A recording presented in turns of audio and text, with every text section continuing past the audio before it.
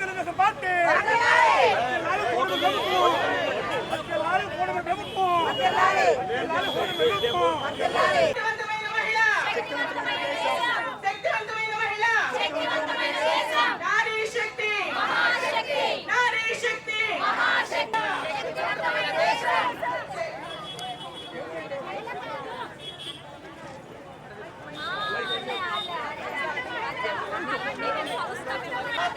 भारत माता की नारी शक्ति नारी शक्ति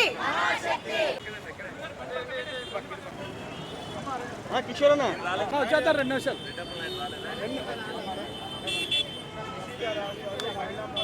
सैड परिचय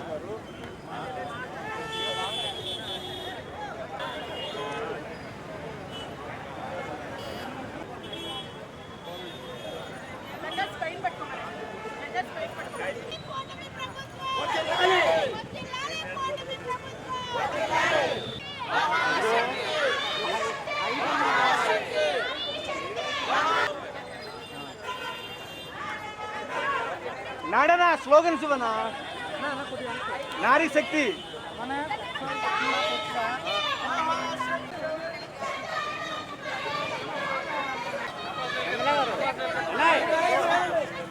శక్తివంతమైన దేశం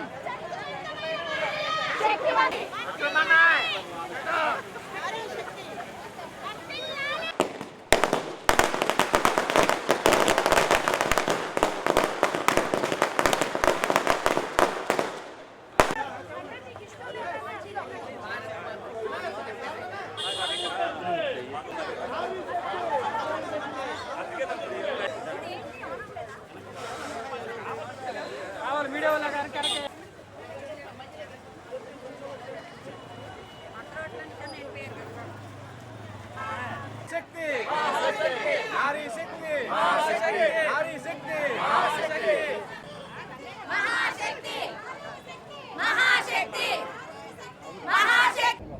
నారీ శక్తి వందన అధినియం 2023 అని మా నరేంద్ర మోడీ గారు 33% ఉమెన్ రిజర్వేషన్ బిల్లుకు నామకరణం చేసి 16, 17, 18 స్పెషల్ పార్లమెంట్ సెషన్స్ ఢిల్లీలో నడుపుతూ అందరం కూడా ఈ యొక్క రిజర్వేషన్ బిల్లుకు మద్దతు ఇవ్వాలని చెప్పి అందరినీ కూడా కోరుకోవడం జరుగుతోంది.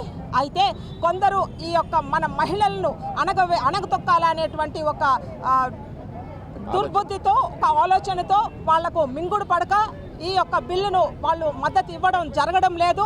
కాబట్టి యావత్ మహిళా లోకమంతా ఇది గమనిస్తూ ఉండి మీరందరూ కూడా ఖచ్చితంగా ఈ మహిళా రిజర్వేషన్ బిల్లుకు కొన్ని దశాబ్దాలుగా దీనికోసం మహిళలు పోరాడుతూ ఉన్నారు. మాకు ఈరోజు ఒక దృఢమైన నాయకత్వంలో నరేంద్ర మోడీ మాకు ఈ అవకాశం కల్పిస్తూ ఉంటే మీరు దాన్ని అడ్డుకోవాలని చూడడం నిజంగా ఈ యొక్క మహిళా లోకానికి కూడా అవమానంగా మేము భావిస్తున్నాము. కాబట్టి మీరందరూ కూడా పార్టీలకు అతీతంగా అదేవిధంగా irrespective of cost, creed, religion and reason అందరూ కూడా దేశవ్యాప్తంగా ఈ యొక్క బిల్లుకు మద్దతు ఇవ్వాలని చెప్పి కోరుకుంటున్నాము. అదేవిధంగా మీరు ఈ యొక్క బిల్లుకు అదేవిధంగా మన దేశంలో అలనాటి పరమశివుడు కూడా మాకు పార్వతికి సగభాగం ఇచ్చి మహిళలకు ఈ యొక్క బిల్లు పాస్ చేయడం. ఈ రోజున ఏదైతే పార్లమెంట్లో 16, 17, 18లో మహిళా బిల్లు పెడుతున్నారో ఆ మహిళా బిల్లు పెడుతున్న సందర్భంగా నరేంద్ర మోడీ గారికి అలాగే కూటమి ప్రభుత్వ నాయకులు అందరికీ కూడా ధన్యవాదాలు తెలుపుకుంటున్నాం. ఏదైతే ఈ రోజున భారతదేశంలో ప్రతి దాంట్లో కూడా ముందంజలో స్త్రీలు ఉన్నారు.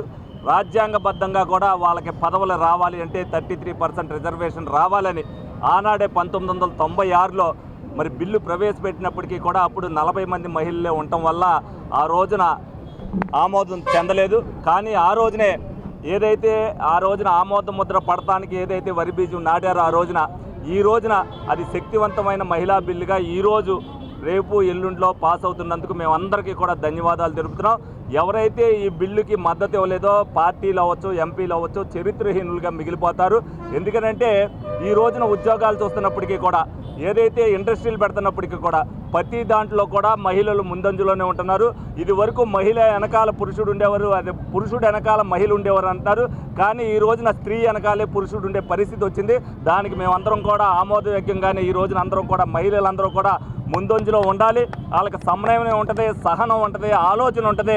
అలాగే ప్రతి పని విషయంలో కూడా మాకంటే ఎక్కువ గంటలు వాళ్ళే పనిచేస్తారు. కాబట్టి స్త్రీలందరికీ కూడా 33% రిజర్వేషన్ ఇచ్చే దాంట్లో స్త్రీ మద్దతు దేశవ్యాప్తంగా స్త్రీలందరూ కూడా దీన్ని ఆమోదించాలని చెప్పి మేము కూటమి ప్రభుత్వం తప్ప మహిళలందరినీ కూడా కోరుకోవడం జరుగుతుంది. నిరీక్షణ ఫలించిన వేళ మరి హేలాపూర్లో మా మహిళలందరూ ఆనంద హేళ, చాలా సంతోషం. ఈ రోజున మహిళగా ద్రౌపది ముర్ము గారు రాష్ట్రపతి గారితో ఆమోదం కూడా పడింది. దీనంతటిది ఈ రోజున చరిత్రలో నిలిచిపోయే రోజుగా మీ అందరితో కూడా సాక్షిభూతులకి క్షణాన్ని మేము మీతో పంచుకుంటున్నందుకు ధన్యవాదాలు. 93లో ఏదైతే రాజ్యాంగ సవరణలు చేసి 73, 74 సవరణల ద్వారా స్థానిక ఎన్నికల్లో 50% రిజర్వేషన్లు ఇచ్చారో ఆ రోజు దీని యొక్క ఆలోచన మరి ప్రారంభమైంది. కానీ జేడీఎస్, ఆర్జేడీ ఏ రోజు కూడా పడనివ్వలేదు. కాంగ్రెస్ ప్రభుత్వం ఉదాసీనంగా ఊరుకున్నారు. మరి వాజ్పేయి గారు 4 సార్లు ప్రవేశపెట్టినప్పటికీ కూడా ఎక్కడా కూడా రానివ్వకుండా ఆర్జేడీ లాంటి కొన్ని ఎంపీలు అయితే ఆ పత్రుల్ని చించేసి పోడియం మీద వేసినంత ఘన చరిత్ర వాళ్ళందరికీ ఉంది. మరి ఈ రోజున నరేంద్ర మోడీ గారు 10 సంవత్సరాల నిరీక్షణ తర్వాత ఇది ప్రవేశపెట్టడం, ఈ రోజున సవరణలు తీసుకురావటం చరిత్రలో ఒక మంచి మార్పుగా రావుతుంది. సమాజంలో 50% మహిళలు భాగస్వామ్యం అయిన రోజున అన్ని రంగాల్లోనూ ఆ సమాజం ఖచ్చితంగా అభివృద్ధి ప్రదంలోకి వెళ్తుందనేది స్వామి వివేకానంద ఏదైతే చెప్పారో అది అక్షర సత్యమవుతుంది.